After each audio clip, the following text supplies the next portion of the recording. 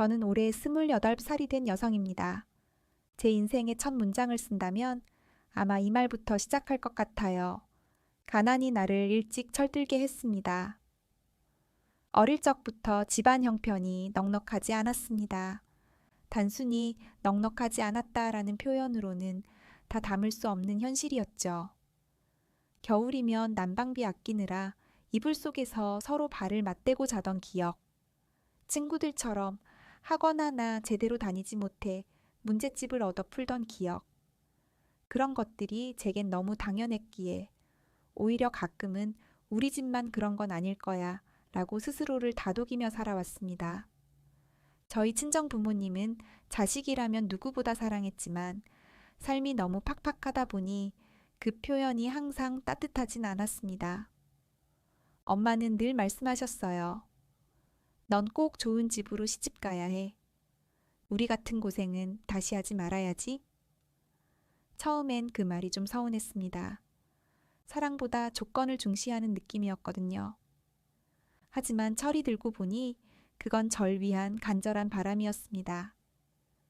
입 하나라도 덜고 싶다는 그 말 참 아프게 다가왔죠. 그래도 저는 열심히 공부했고 노력한 만큼 결과도 따라왔습니다.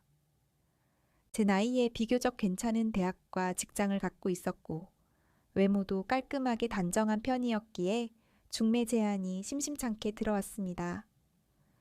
그렇게 여러 번 맞선을 보던 중에 지금의 남편을 소개받게 되었죠. 남편은 변호사였고 집안도 꽤 괜찮다고 들었습니다. 직업이나 배경도 중요했지만 제게 무엇보다 인상 깊었던 건 그의 말수였습니다. 조용했고 수줍음이 많았고 말수도 적었지만 이상하게도 그런 모습들이 저에겐 호감으로 다가왔습니다. 늘 말을 예쁘게 하려고 노력하는 모습, 말보단 행동으로 배려를 보이려는 태도가 저에게는 오히려 더 신뢰감을 주었어요. 한두 번의 만남이 이어지면서 우리는 자연스럽게 결혼을 전제로 진지한 교제를 하게 되었고 그는 제 친정에도 인사를 왔습니다. 그날도 여전히 말은 많지 않았지만 눈을 마주치고 꺼낸 말 한마디가 아직도 기억에 남습니다. 어려운 일 생기면 말씀 주세요. 제가 도울 수 있는 건 돕고 싶습니다.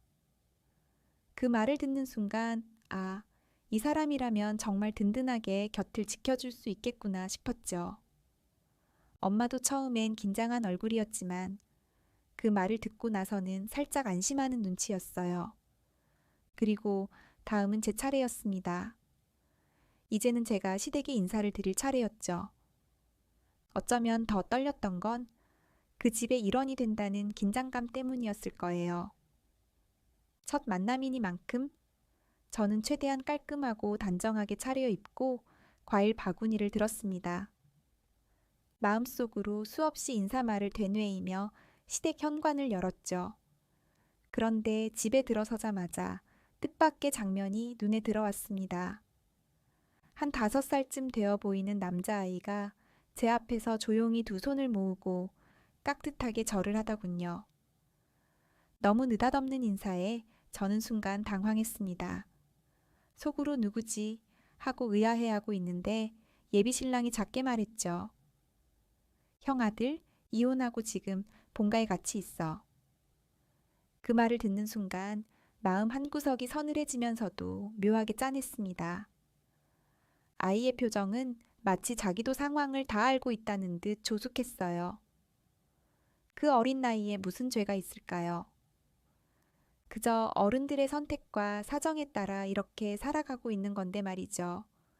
저는 아이에게 다가가 조심스레 손을 잡았습니다. 안녕, 인사 고맙다. 그리고 아이의 머리를 가볍게 쓰다듬어 주었어요. 순간 아이의 눈이 약간 커지더니 어색한 듯 고개를 숙이며 도망치듯 방으로 들어갔습니다. 그 모습이 왜 그렇게 마음에 남던지요. 작은 생명 하나가 감당하기엔 너무 큰 현실이었겠지요.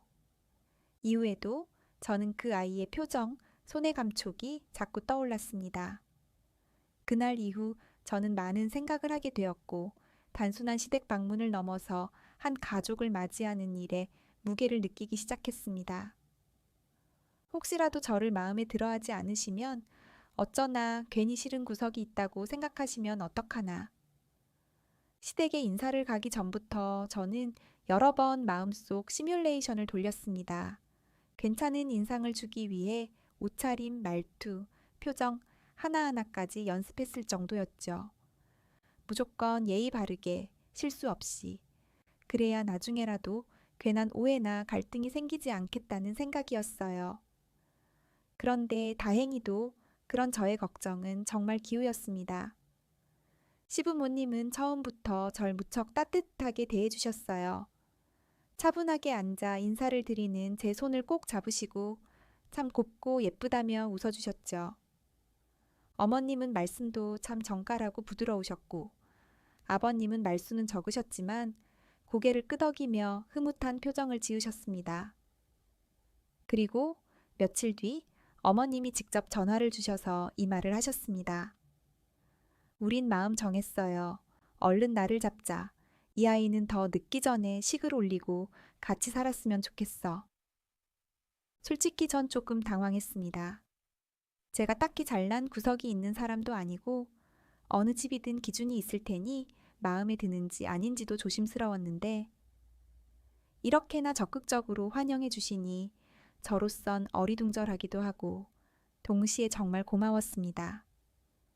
그 말 하나하나에 저는 이제 진짜 이 집의 가족이 되어가는구나 하는 감정이 차오르기 시작했죠. 그런데 그 후 시부모님께서 한 가지 제안을 하셨습니다. 신혼초엔 1년 정도는 우리 집에서 같이 지내보면 좋겠구나. 순간 저는 마음이 철렁 내려앉는 듯 했습니다.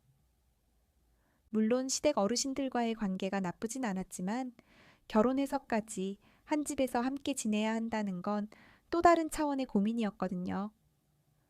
무슨 말을 어떻게 해야 할까 고민하고 있는데 이어진 한마디가 제 심장을 멈추게 했습니다. 대신에 너희 친정집을 우리가 도와줄게. 지금 있는 그 오래된 집 우리가 괜찮은 아파트로 바꿔드릴게.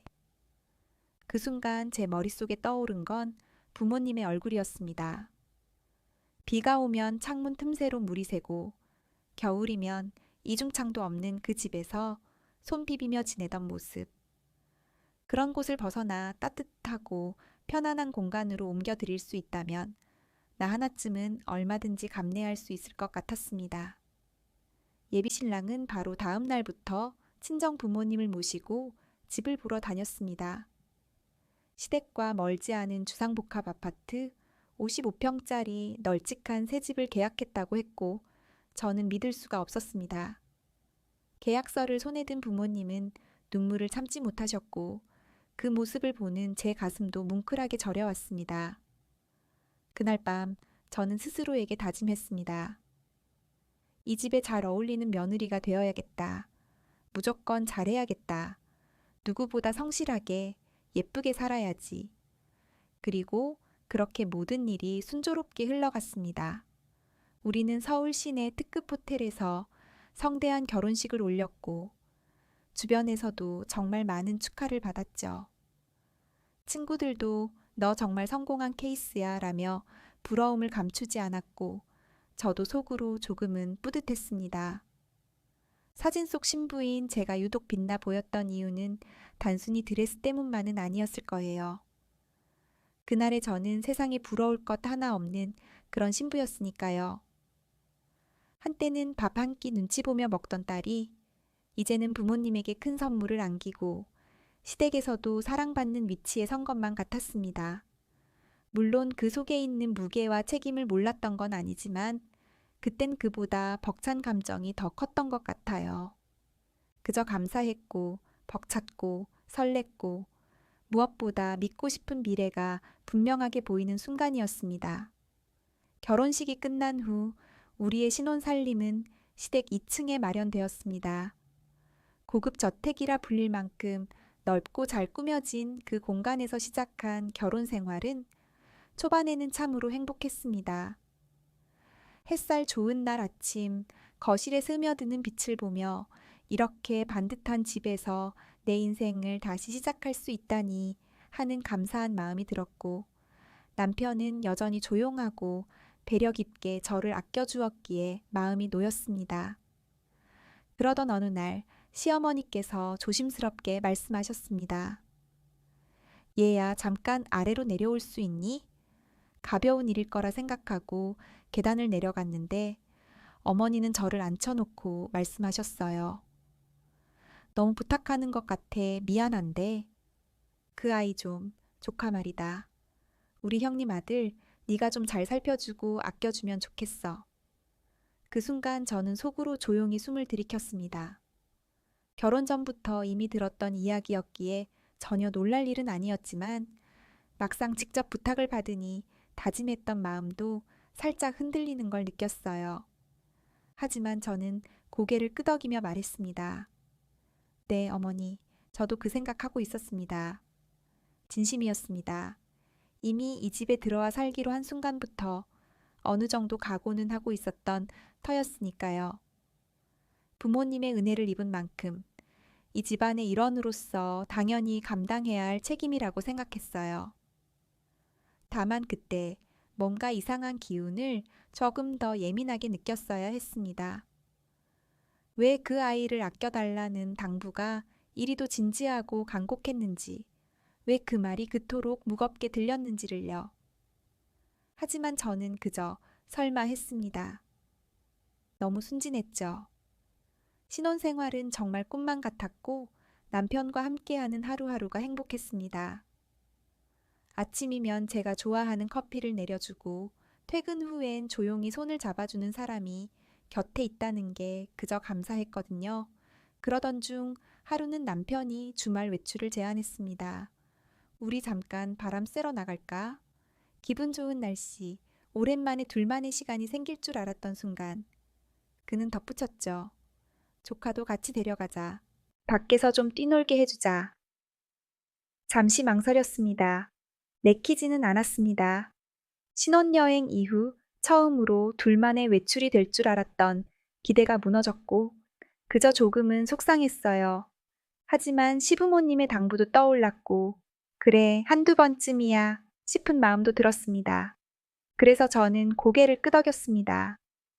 그러자. 그렇게 셋이서 외출을 나섰습니다. 조카는 아직 5살이지만 정말 영악한 구석이 있었습니다.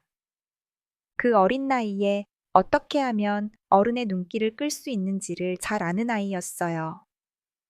눈치를 빠르게 보고 어른들의 관심을 독점하는 방법도 능숙했죠.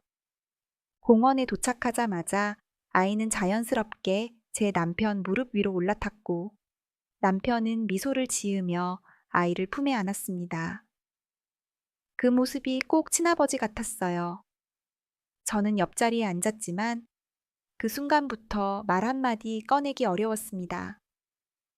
말을 걸면 아이가 끼어들고 아이가 먼저 남편을 독차지하는 상황이 이어졌거든요. 식사 시간이 되어 준비해간 도시락을 꺼냈습니다. 아이도 배가 고팠는지 벌써부터 먹을 준비가 되어 있었는데 입을 쩍 벌리고는 말했죠. 해줘. 먹여줘. 남편은 아무렇지도 않게 숟가락을 들어 아이에게 밥을 먹였습니다. 그리고 자연스럽게 저에게 건넸어요. 번갈아 가면서 먹여주자. 이게 더 편하니까. 그 순간 저는 묘한 감정이 올라왔습니다. 맞는 말이었고 아이를 함께 돌보는 게 당연한 일이란 걸 알고 있었지만 왜인지 모르게 우리라는 공간에 끼어든 셋째 존재가 점점 선명하게 느껴졌습니다. 식사도 둘이 오붓하게 나누는 것이 아니라 아이의 기분에 따라 움직여야 했고 저는 조용히 아이의 숟가락을 들며 스스로에게 물었습니다. 이게 정말 내가 상상했던 신혼이 맞을까? 문제는 얼마 지나지 않아 터졌습니다. 그날 외출을 마치고 집으로 돌아가는 길이었죠. 햇살은 기울고 차 안에는 낮 동안의 피곤이 잔잔하게 깔려 있었습니다. 조카는 이미 지쳐 잠이 들었고 남편은 자연스럽게 그 아이를 품에 안았습니다. 그리고는 운전석 쪽으로 돌아서 이렇게 말했습니다. 얘 안고 있을 테니까 자기 운전 좀 해줘. 그 순간 머릿속이 잠시 하얘졌습니다. 아니, 우리가 누군가? 신혼부부입니다. 단둘이 손잡고 드라이브를 하며 나눌 수 있는 대화들, 웃음, 조용한 음악까지. 그 모든 걸 기대하며 나선 외출이었는데 돌아오는 길은 어느새 아빠와 아이 그리고 운전기사 같은 구조로 바뀌어 있었습니다. 그래도 저는 웃으며 고개를 끄덕였습니다. 그래. 그리고 조용히 운전석에 앉아 시동을 걸었죠. 백미러로 본 남편과 아이는 꼭 부자지간처럼 서로를 끌어안고 잠들어 있었습니다. 작은 숨소리, 그마저도 서로 맞춰지는 듯한 평온한 풍경이었지만 그 안에 저는 없었습니다. 운전대를 잡은 제 손에선 힘이 들어가고 가슴 어딘가에서는 뭔가 뜨거운 것이 천천히 올라오기 시작했죠. 이게 앞으로 계속될 일인가? 우리 사이에 늘 이 아이가 있는 거야? 집에 도착해 아이를 눕히고 나서도 저의 감정은 쉽게 가라앉지 않았습니다. 말을 해야겠다고 생각했습니다. 지금이 아니면 앞으로 영영 내 마음은 무시될 것 같았으니까요. 다음 날 아침 남편에게 조심스레 말문을 열었습니다. 자기야, 어제는 좀 힘들었어. 우리도 이제 막 결혼했는데 단둘이 있는 시간도 필요하지 않을까 싶어서. 조카가 귀엽고 안쓰럽긴 한데 너무 애정을 쏟는 건 좀 부담스러워. 말을 다 끝내기도 전에 남편의 얼굴이 굳어졌습니다. 입꼬리가 내려가고 눈빛이 싸늘해졌죠. 그런 것도 이해 못해줘. 그럴 거면 그냥 나랑은 외출하지 마. 그 말을 듣는 순간 저는 숨이 막혔습니다. 설마 이런 반응이 돌아올 거라곤 생각도 못했습니다.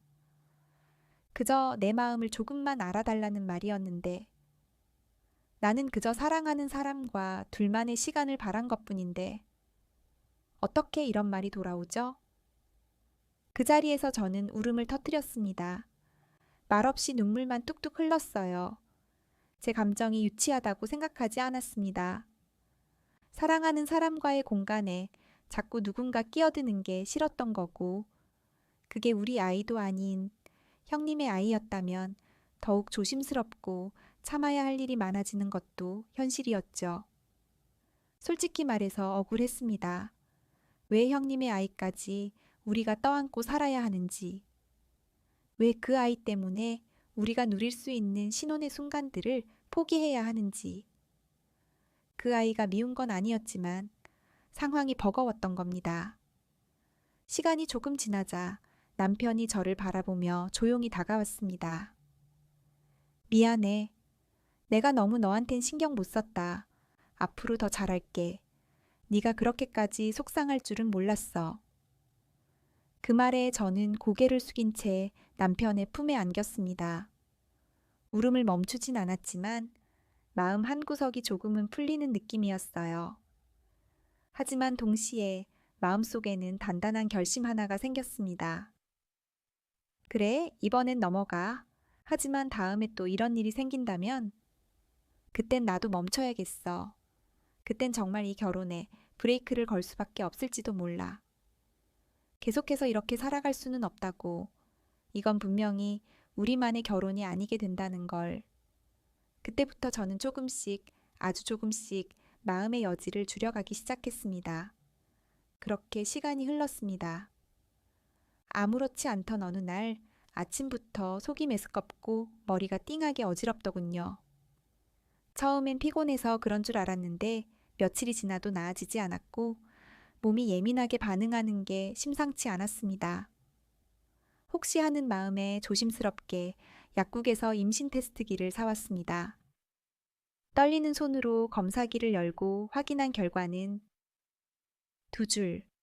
선명하게 아주 또렷하게 2줄이 떠올랐습니다. 순간 심장이 쿵 내려앉았고 동시에 가슴이 벅차올랐습니다. 이게 정말인가? 우리에게도 아기가 생긴 걸까? 입을 막고 혼잣말처럼 웃다가 잠시 멍하니 앉아 테스트기만 바라봤던 기억이 납니다. 아이는 항상 먼 이야기처럼 느껴졌습니다. 하지만 막상 그 존재가 눈앞에 현실로 다가오니 모든 게 낯설고 신기하면서도 따뜻한 두려움이 몰려왔습니다. 저는 그날 저녁 조심스럽게 시부모님과 남편에게 이 소식을 전했습니다. 저 임신했어요. 시부모님은 깜짝 놀라시더니 이내 환하게 웃으며 제 손을 덥석 잡으셨습니다.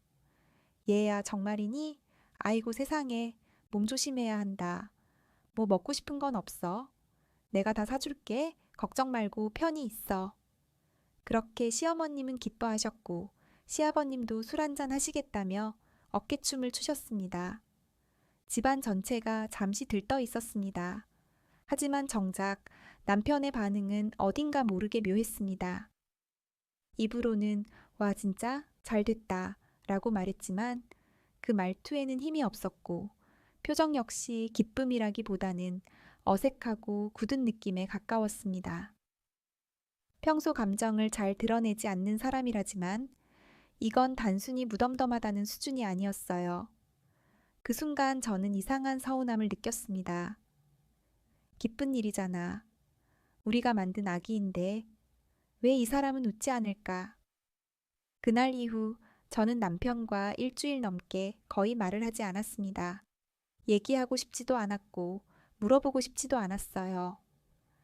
제가 느꼈던 설렘이 그 사람에겐 아무런 감정도 아닌 것처럼 느껴지는 순간 마음이 철컥 닫혀버렸죠. 그도 무언가를 느꼈는지 어느 날 저녁 퇴근하고 돌아오던 그의 손엔 종이백이 한가득 들려 있었습니다. 아기 옷, 딸랑이, 작은 양말, 조그만 턱바디까지 그걸 꺼내며 어색하게 웃더군요. 미안해.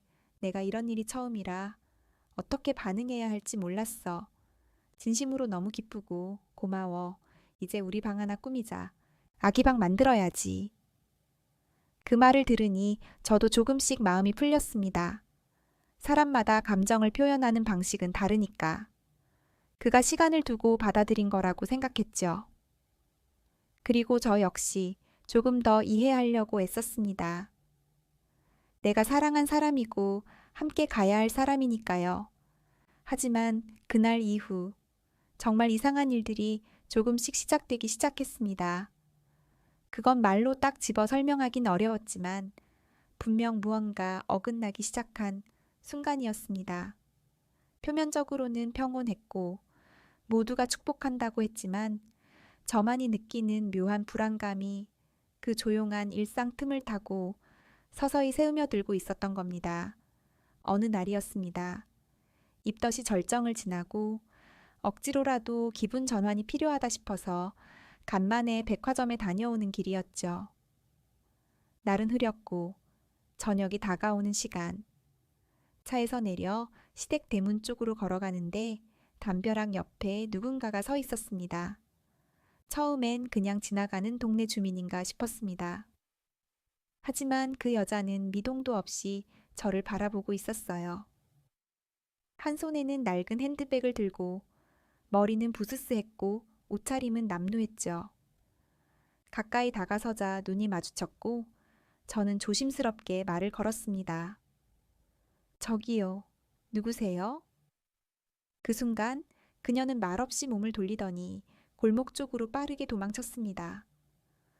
놀란 저는 한 발짝쯤 따라가려다 말았습니다.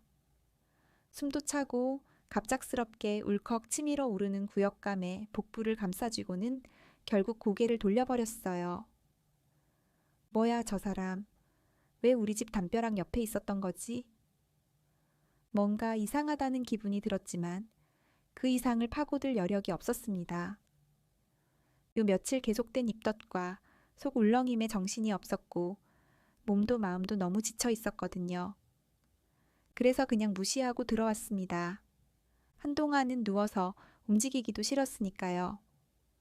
하지만 이상하게도 그날 밤은 평소와 달랐습니다. 잠자리에 누워 눈을 감았는데도 뇌리에 남은 건 그 여자의 눈빛이었습니다. 무언가를 말하려다 삼킨 듯한 소리 없는 울분 같은 눈빛. 그리고 그날 저는 결혼 이후 처음으로 악몽을 꾸었습니다. 꿈속에서 남편은 그 여자와 함께 있었습니다. 처음엔 단순한 지인인 줄 알았는데 곧이어 둘은 다정하게 웃으며 손을 잡고 있었고 장면은 급속도로 이상해졌습니다. 둘은 낯선 모텔방에서 서로를 껴안고 있었고 그 여자가 제 쪽을 돌아보며 차갑게 웃었습니다. 넌 몰랐지? 이 사람 원래 내 거였어. 그 말과 함께 벽이 무너지고 저는 그 안에서 소리도 지르지 못한 채 무력하게 뒤로 넘어졌습니다. 너무도 생생한 꿈이었기에 저는 식은땀을 흘리며 한밤중에 자리에서 벌떡 일어났습니다. 호흡이 가빴고 배까지 뭉치는 듯한 통증이 밀려왔죠. 말도 안 돼. 그냥 꿈이야. 그럴 리 없어. 하지만 아무리 마음을 다잡아도 그 여자의 눈빛과 남편의 무표정한 얼굴이 꿈과 현실을 교차시켰습니다. 그날 이후 저는 바뀌었습니다. 집으로 들어설 때마다 담벼락 근처를 두리번거리는 버릇이 생겼습니다. 괜히 대문 옆 그늘진 공간을 확인하고 복도 끝 창문 너머도 한 번 더 쳐다보게 되더군요. 겉으론 평소와 같았지만 마음속에선 무언가 조용히 무너지고 있었습니다. 작은 균열 하나가 금이 되어 퍼지듯 그날 이후로 저는 단 한순간도 마음이 편해진 적이 없었습니다. 임신 중기가 되자 몸이 무겁고 조금만 움직여도 숨이 차기 시작했습니다. 예전 같았으면 조카가 놀자고 졸라도 웃으며 받아줬을 텐데 이젠 그 아이를 따라다니는 것조차 버거운 일이 되었죠. 조카는 여전히 날마다 거실을 뛰어다녔고 총싸움 놀이를 하자며 제 배 앞에서 장난감을 휘두르곤 했습니다. 빵야, 죽었다. 이모 죽었어. 아이에게야 그저 놀이였겠지만 임산부에게 총구를 겨누며 뛰어드는 그 행동이 얼마나 아슬아슬한 건지 전혀 모르고 있었습니다. 그러던 어느 날 조카가 한껏 흥분한 상태로 제게 달려들었고 순간 아이의 팔꿈치가 제 배를 정통으로 쳤습니다. 악, 비명이 터져나왔고 저는 반사적으로 옆으로 넘어졌습니다. 통증은 날카롭게 뱃속을 긁고 지나갔고 두려움에 몸이 덜덜 떨렸습니다. 혹시 잘못되기라도 하면 어쩌지. 정신이 혼미해질 정도의 충격이었습니다. 전 그 자리에서 조카를 꽉 붙잡고 버럭 소리를 질렀습니다. 지금 뭐 하는 거야? 네가 무슨 짓을 한 건지 알아? 아이도 깜짝 놀라더군요. 하지만 그 순간만 반짝이었을 뿐 그는 곧 울먹이며 방으로 도망쳐 나갔습니다. 그날 오후 시어머니의 부름을 받았습니다. 무거운 몸을 끌고 내려갔더니 어머니의 얼굴은 이미 굳어 있었습니다. 얘야, 네가 임신해서 예민한 건 안다. 하지만 감히 우리 장손을 밀쳤다고 하더라. 그 말을 듣는 순간 머리를 한 대 얻어맞은 듯 했습니다. 제가요? 밀쳤다고요? 도대체 저 아이가 무슨 말을 한 거죠? 분명 내가 넘어진 거였는데 말문이 막혀 아무 말도 못하고 있는데 시어머니는 제게 손가락을 겨누며 꾸짖으셨습니다. 어디서 손을 대? 그 아이가 누군지 몰라서 그래? 우리 집 장손이야. 말귀를 못 알아들어도 그 애는 혈육이야. 그런데 너는 지금 누구 편을 드는 거니? 그 말에 저는 결국 울음을 터뜨리고 말았습니다. 아파서가 아니라 억울해서 서러워서 제 뱃속의 아이는 아무 의미도 없는 것처럼 그 집안 사람들에겐 조카 하나가 전부인 것처럼 느껴졌어요. 아이에게 사과를 하라고 했고 저는 아무 말 없이 위층으로 올라왔습니다. 참아야겠다고 오늘만 참자고 몇 번이나 다짐을 했습니다. 하지만 마음속에서는 무언가가 쿵 하고 무너졌습니다. 그날 저녁 남편이 퇴근해 집에 들어오자마자 저는 마음을 열고 말했습니다. 자기야, 나 오늘 너무 힘들었어. 그 아이가 내 배를 쳤고 난 넘어졌고. 근데 어머님은 나만 나무라셨어. 자기라도 내 편 들어줄 수 있어? 남편은 제 말을 다 듣지도 않고 표정이 일그러졌습니다. 그리고는 한숨을 내쉬며 차가운 말투로 뱉어냈습니다. 그래서? 그게 그렇게까지 화낼 일이야? 지금 임신했다고, 유세야? 적당히 해.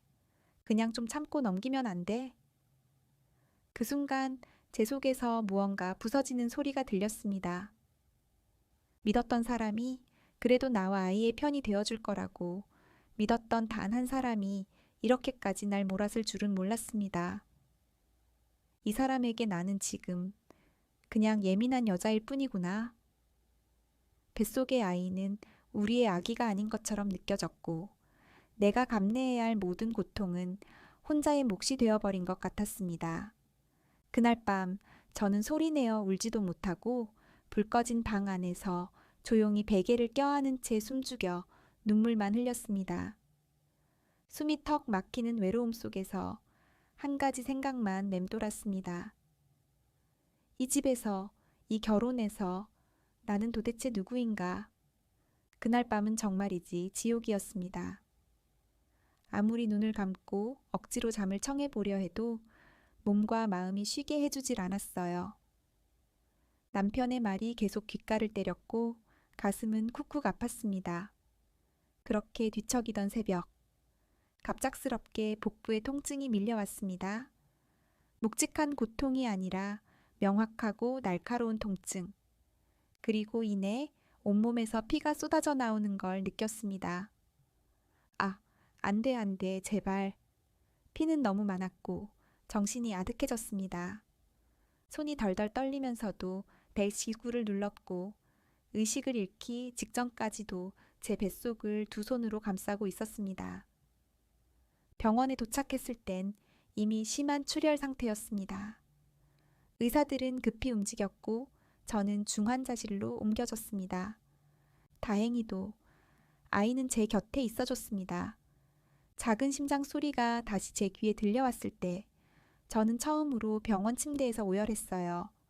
아직 나를 버리지 않았다는 듯한 그 생명의 소리에 감사합니다. 미안합니다.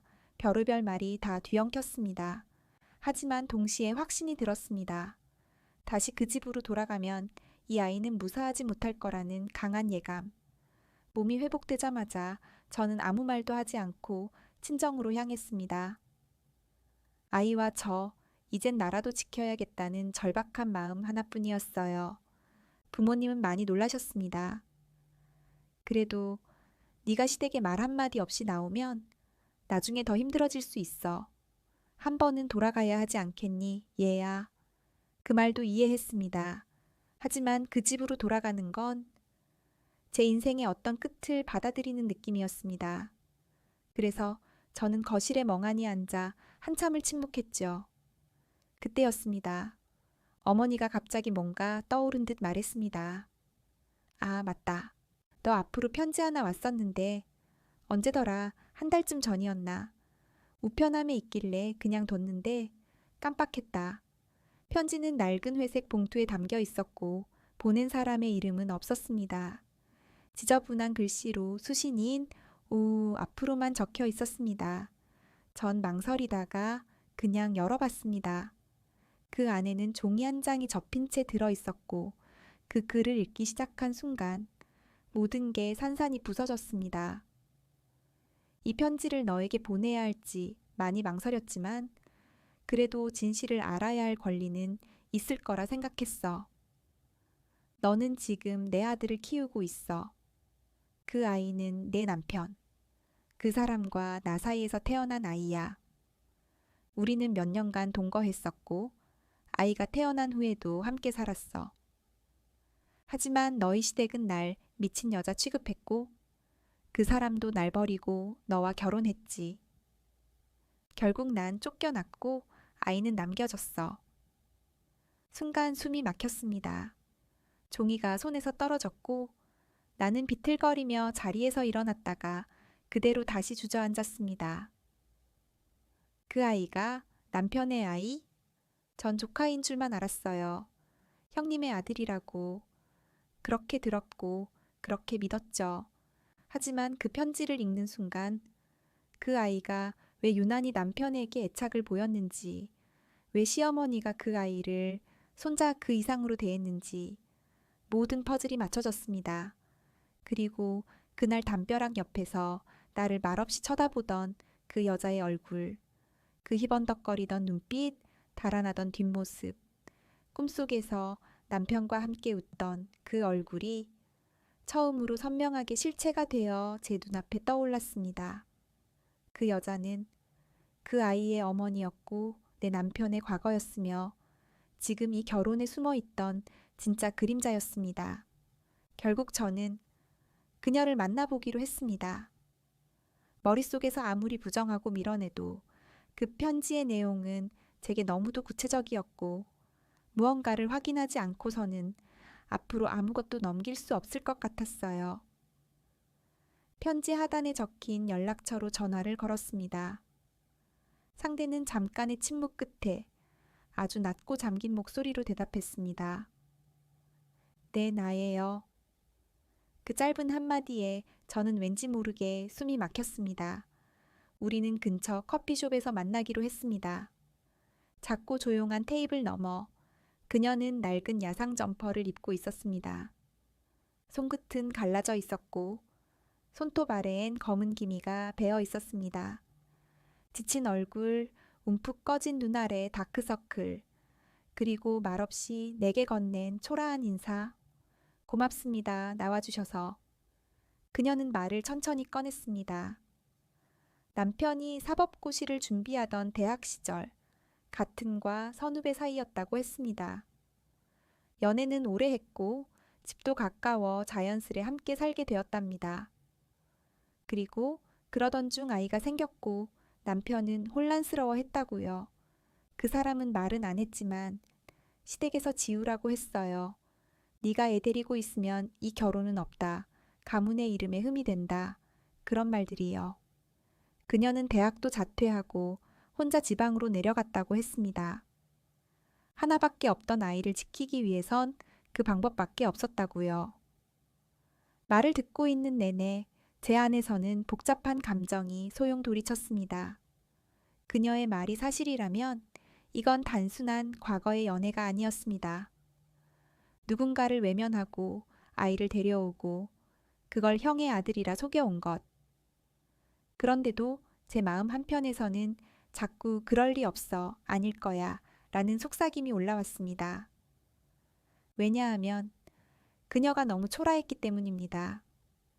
눈빛은 피곤했고 말은 흐릿하게 이어졌으며 때로는 앞뒤가 맞지 않았습니다. 너무 긴장을 했는지 손은 떨리고 컵은 몇 번이나 기울었습니다. 순간 속고 있는 건 아닐까? 어디까지가 진짜고 어디까지가 그녀의 분노인지 알 수 없었습니다. 저는 그 자리에서 오래 앉아 있을 수 없었습니다. 죄송해요. 생각할 시간이 좀 필요해요. 그리고는 황급히 자리를 떴습니다. 그날 밤 집에 돌아온 저는 조카가 잠든 방에 조용히 들어갔습니다. 여전히 아이는 천사처럼 자고 있었고 한쪽 베개 위에 떨어진 머리카락이 보였습니다. 떨리는 손으로 그것을 조심스레 집었습니다. 그리고 화장실로 들어가 남편의 칫솔을 꺼냈습니다. 정확히 2개. 작은 지퍼백에 담고 봉투에 넣었습니다. 그렇게 유전자 감식 센터에 샘플을 보냈습니다. 진실을 두려워하면서도 더 이상 모른 척할 수 없다는 생각이 들었기 때문입니다. 애매한 감정, 짐작, 의심, 말이 아닌 결과로 확인하고 싶었습니다. 그게 지금의 나를 살릴 수 있는 유일한 선택이었습니다. 그런데 참 아이러니하죠. 그 며칠 사이 남편은 놀랍도록 부드럽고 따뜻했습니다. 저를 안아주고 집안일을 도맡아 하고 아기의 태동을 함께 느끼고 싶다며 배 위에 손을 얹었습니다. 미안했어. 그땐 정말 생각이 짧았어. 다신 널 그렇게 외롭게 안 할게. 그 진심이 느껴지는 순간 제 마음은 한없이 흔들렸습니다. 이쯤에서 다 덮고 살아가면 안 될까? 과거가 어떻든 지금만 좋다면 그냥 모른 척할 수는 없을까? 하지만 그러다도 문득 그 여자와 담벼락, 아이의 눈빛, 시어머니의 말들, 그리고 내 안에서 솟구치는 분노와 억울함이 떠올랐습니다. 내 아이까지 이 거짓 속에서 자라게 할 순 없어. 이건 나 혼자만의 감정이 아니야. 이 아이는 진실 위에 태어나야 해. 그날 밤 저는 창밖을 오래 바라봤습니다. 진실이 도착할 그날을 기다리며 두 손으로 배를 감싸 안고 말했습니다. 엄마가 지켜줄게. 무슨 일이 있어도. 그렇게 2주일이 흘렀습니다. 기다리던 유전자 검사 결과지는 생각보다 담담한 겉봉투에 담겨 도착했습니다. 익숙한 주소, 낯선 발신인. 봉투를 손에 쥐는 순간 손끝이 싸늘해졌습니다. 그날따라 종이의 질감이 유난히도 거칠게 느껴졌고 봉투를 뜯는 소리조차 제 심장을 긁는 듯 했습니다. 결과지는 단 한 줄의 문장으로 제가 그토록 두려워했던 진실을 선고했습니다. 친자 관계가 성립함, 조카. 그 아이는 남편의 아이였습니다. 그리고 나만 몰랐던 진실이었습니다. 제 몸이 순간적으로 경직됐고 눈앞의 글자가 흔들렸습니다. 그렇게 설마 하며 모른 척 미뤄두었던 일들이 현실로 다가오자 숨이 막혔습니다. 숨을 크게 들이쉬어 보려 했지만 가슴에 무언가 돌덩이처럼 내려앉아 움직이지 않았습니다. 눈물이 나지 않았습니다. 그보단 머리가 정신이 서서히 붕괴되는 느낌이었어요. 그날 밤 저는 방 안에서 혼자 앉아 결과지를 손에 든 채로 몇 시간을 가만히 있었습니다. 어떻게 해야 할지 모르겠다는 공포보다 지금껏 나를 둘러싸고 처진 이 정교한 거짓된 가족극에 내가 얼마나 완벽히 속아 있었는지에 대한 경멸이 올라왔습니다. 바로 따지지 않았습니다. 오히려 조용히 며칠을 지켜보았습니다. 남편은 제가 어딘가 달라졌다는 걸 느끼긴 한 모양이었어요. 하지만 그는 그것을 단지 아이 때문에 힘들어서 예민한 것, 그 정도로만 이해하고 있었습니다. 웃겼습니다. 아직도 자기 말이 통하는 아내라고 생각하는 모습이 처절하게 우스웠습니다. 며칠을 그렇게 보내는 동안 머릿속에 그동안 지나온 모든 장면들이 하나씩 재생되었습니다. 처음 시댁에 인사 갔을 때 조카가 나를 향해 절을 하던 순간, 시어머니가 아이를 품에 안고 우리 집 장손이라며 환하게 웃던 얼굴, 그 아이를 내게 맡기며 부탁했던 말투, 그리고 무엇보다 그토록 급하게 결혼을 서두르던 이유들, 모든 것이 하나로 이어졌습니다. 내가 예뻐 보여서? 그저 조건이 좋아서? 아니었습니다. 그 아이를 잘 보살펴줄 며느리가 필요했던 겁니다. 전 그저 그 퍼즐의 마지막 조각이었고 어딘가에서 밀려난 또 한 사람을 대신해 선택된 사람이었을 뿐이었습니다. 그 생각이 들자 이 가족 전체가 소름 끼치도록 낯설게 느껴졌습니다. 그리고 확신이 들었습니다. 이 결혼을 더 이어간다면 내 아이마저도 그 거짓의 틀 안에 묶여 살아야 할 것이라는 예감. 그건 절대 내가 허락할 수 없는 미래였습니다. 그래서 저는 결심했습니다.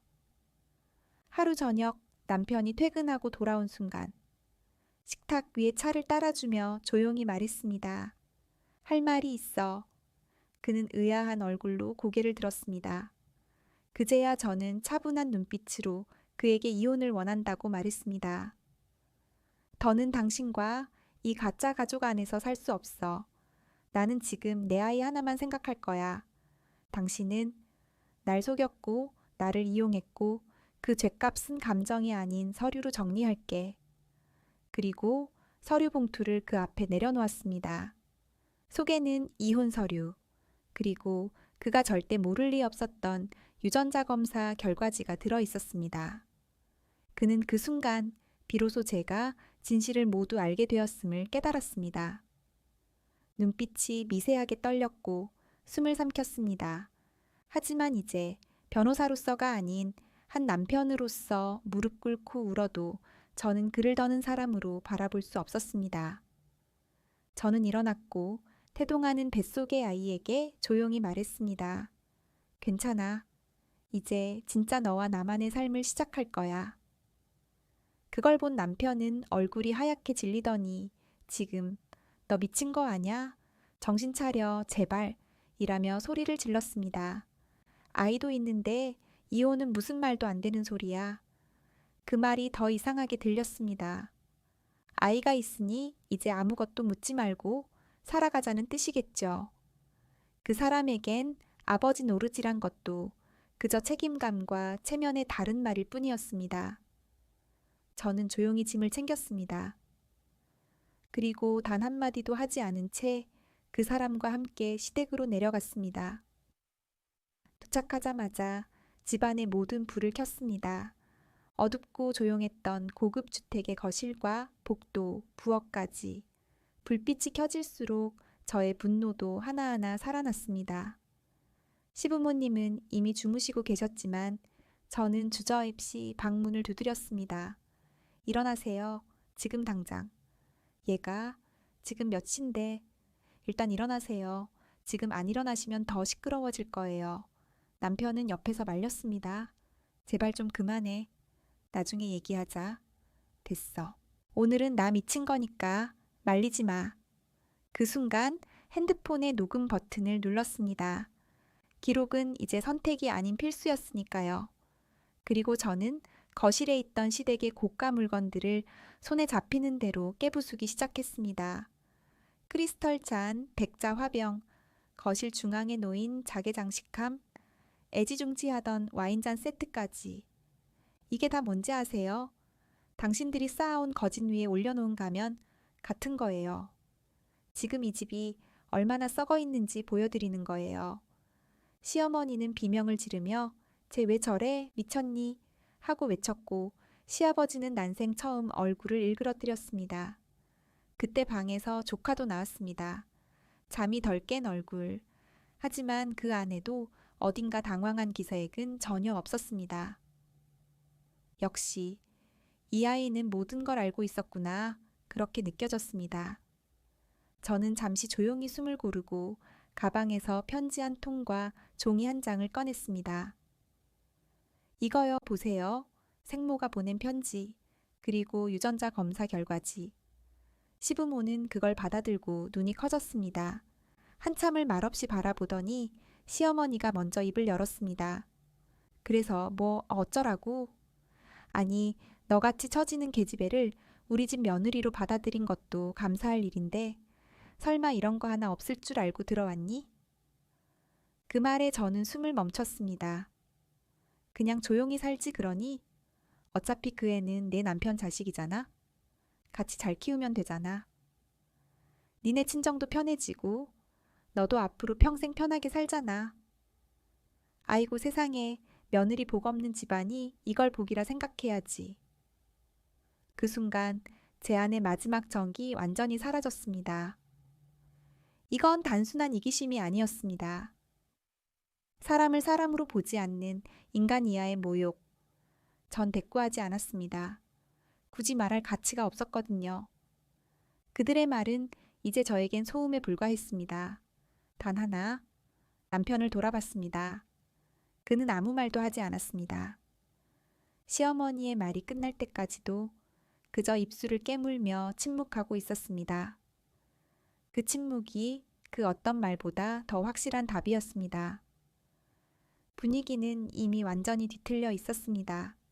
시어머니의 독설, 남편의 침묵, 조카의 멍한 표정. 나는 더는 이 상황을 어른들끼리의 문제로 감출 생각이 없었습니다. 아이도 사람입니다. 자기 인생이 조작된 줄도 모르고 살아가는 그 아이에게 나는 진실을 말해줘야 한다고 생각했습니다. 조카 쪽으로 천천히 걸어가 말했습니다. 얘야, 너 지금까지 아빠가 누군지 모르고 살았지? 아이는 나를 쳐다보았습니다. 초점 없는 눈빛. 하지만 곧 뭔가를 느낀 듯한 표정. 그리고 나는 단호하게 똑똑히 말했습니다. 저기 네가 매일 삼촌이라 부르던 저 사람이 바로 내 아빠야. 방 안이 얼어붙었습니다. 조카는 갑자기 얼굴을 잔뜩 찌푸리더니 울듯한 얼굴로 남편을 돌아봤습니다. 삼촌, 아니야, 그치. 삼촌이 아니지. 남편의 얼굴이 하얗게 질렸습니다. 숨을 깊게 들이쉬며 고개를 절레절레 흔들었고 그 다음 순간 미쳤어? 그가 소리쳤습니다. 지금 도대체 뭔 짓이야. 아이 앞에서 무슨 말을 하는 거냐고. 그는 성큼 다가오더니 거칠게 팔을 붙잡았습니다. 정신 좀 차려, 제발. 그 눈은 분노와 공포로 번들거렸습니다. 자신이 숨기고 싶었던 진실이 가장 듣고 싶지 않았던 사람 앞에서 터져버렸으니까요. 하지만 나는 이미 아무렇지 않았습니다. 그가 당장이라도 나를 때릴 것처럼 보였지만 나는 그 앞에서 미동도 하지 않았습니다. 오히려 눈을 마주보며 말했죠. 그래, 한 대 때려. 변호사인 너랑 이혼하기 쉽지 않을 거라 생각했는데 뭐 맞은 기록 하나라도 생기면 더 빨라지지 않겠어? 내 말에 그의 손이 멈칫했습니다. 숨소리가 거칠게 흔들리고 입술이 격년처럼 떨리더군요. 결국 그는 나를 때리지 못했습니다. 그럴 수 없었습니다. 왜냐면 이제는 내가 이 집안의 균열을 쥐고 있는 사람이 되었으니까요. 나는 조용히 팔을 뿌리쳤고 놀란 눈으로 울음을 참으며 멍하니 서 있는 아이를 한번 바라봤습니다. 안쓰럽고 미안하고 그러나 내가 책임질 수 없는 아이였기에 마지막 말을 전했습니다. 내가 널 미워하는 건 아니야. 근데 진실을 속인 어른들 틈에서 네가 이용당하고 있다는 건 알았으면 좋겠어. 그리고는 뒤돌아서 방을 나왔습니다. 그날 이후 나는 절대 이 집안에 이 사람들에게 내 아이를 드리지 않겠다는 결심을 했습니다. 그게 나를 위한 길이기도 했고 태어날 아이를 위한 마지막 책임이기도 했습니다. 저는 이제 더는 물러설 이유도 이유 없이 참아야 할 이유도 없었습니다. 그 자리에 모인 시부모와 남편을 차례로 쳐다보며 조용히 말문을 열었습니다. 뭐 그렇게나 잘난 분들이시잖아요. 명문가라느니 가문이 어쩌니 하면서 그럴싸한 명분에 포장된 삶을 살아오셨겠죠. 잃을 게 많으니까 그렇게 발악도 하시는 거겠고요. 시어머니의 표정이 찌푸려졌습니다. 시아버지는 말없이 고개만 숙이고 있었고 남편은 여전히 말을 못하고 있었습니다. 그에 비해 저는 잃을 게 별로 없어요. 이미 속았고 이미 무너졌고 그런 삶이었던 거죠. 이제부터는 제가 정하는 게임이에요. 그리고 저는 다시 한번 천천히 말을 이었습니다. 저는 이 사람과 이혼할 겁니다. 방법은 두 가지예요. 첫 번째, 조용히 협의 이혼을 한다. 이쯤에서 정리하고 법적 다툼 없이 마무리하는 거죠. 잠시 말을 끊고 테이블 위에 놓인 유전자 검사 결과서와 편지를 밀었습니다. 두 번째, 소송으로 가는 겁니다. 전국에 소문 다 퍼지게 형 자식이라며 며느리 속이고 결혼시킨 집안, 친아들을 조카라 속이고 입양한 시댁, 과거 동거녀 아이를 숨긴 남편, 이런 제목들이 도배된 게시물들, 온라인이건 언론이건 퍼지게 해보려고요. 시어머니가 조용히 입을 틀어막았고 남편은 손을 움켜쥐고 있었습니다. 하지만 저는 멈추지 않았습니다. 그리고 당신, 지금 눈 못 마주치고 있는 당신, 변호사란 직업 자체가 이런 뒤가 구린 짓 하기엔 좀 안 어울리지 않아? 남편의 고개가 번쩍 들렸습니다. 나는 바로 받아쳤습니다. 당신이 지금까지 맡은 사건들, 이 바닥이 얼마나 좁은지 알 텐데 이 내용이 돌기 시작하면 당신 커리어는 끝이야. 가짜 조카, 숨긴 친자식, 기망 결혼 이런 키워드에 당신 이름 붙는 순간 당신은 법정이 아니라 여론 법정에서 끝나. 나는 마지막으로 단호하게 선언했습니다. 그러니까 선택하세요. 조용히 협의 이혼으로 끝낼 건지 아니면 내 말대로 당신들이 그토록 아끼는 체면, 직업, 명예 다 날려볼 건지. 난 지금부터 당신들이 어떻게 나오나만 지켜볼 거예요. 거실은 조용했습니다. 침묵이었지만 그건 패배의 침묵이었습니다. 그 순간 저는 처음으로 이 집에서, 이 결혼에서 주도권을 쥔 사람이 되었습니다. 그렇게 저는 협의 이혼으로 이 모든 이야기를 마무리 짓게 되었습니다. 결국 그들은 조용히 끝내는 쪽을 선택했고 그 대가로 시댁 명의로 되어 있던 작은 건물 하나가 제게 넘어왔습니다. 저는 이제 친정으로 돌아와 부모님과 함께 지내고 있습니다. 뱃속에서 그 모든 시간을 함께 버텨준 아이는 건강하게 태어났고 지금은 제 곁에서 무럭무럭 자라고 있어요. 밤마다 그 아이의 숨결을 들으며 살아남길 잘했다는 생각을 합니다. 결국 그 집안에는 조카였던 아이 한 명, 그리고 이제는 연경 보지 못할 손주 한 명이 남겨졌네요. 가끔 들려오는 소문에 따르면 그 아이는 그날 이후 말을 하지 않는다고 합니다. 뭔가를 알고 있거나 아니면 그냥 너무 어린 마음이 상처받은 거겠죠. 아이에게는 죄가 없다는 걸 알기에 마음 한켠이 아리긴 하지만 그렇다고 제가 어떻게 할 수는 없어요. 어차피 그 집은 돈도 있고 배경도 있고 어떻게든 아이를 키워내겠죠. 그래야만 하고요. 그보다 더 불쾌하고 기분 나쁜 건 그 인간들이 처음부터 제가 영원히 모를 거라 생각했을 리 없다는 점입니다. 결국 언젠가는 이쯤이면 됐다 싶을 때 사실은 이런 사정이 있었어 하며 그 아이를 저더러 키워달라 했겠죠. 왜냐고요? 자기들은 돈이 있고 그걸로 사람 마음도 언젠가는 살 수 있다고 믿었을 테니까요. 시간이 지나면 받아들이겠지. 아이도 있으니 결국엔 품을 거야. 아마 그렇게 생각했을 거예요. 정말 역겨운 건 그들이 믿은 게 사랑도 신뢰도 아닌 계산이었다는 거예요. 이젠 그런 더러운 인간들 모두 제 인생에서 지우고 제 아이 잘 키우면서 제 삶 다시 살아보려고 합니다. 언젠가 이 아이가 크면 저처럼 사람에게 속지 않고 누구보다 당당하게 자신을 지키는 아이로 키우고 싶어요. 이 긴 이야기를 끝까지 읽어주셔서 정말 감사합니다.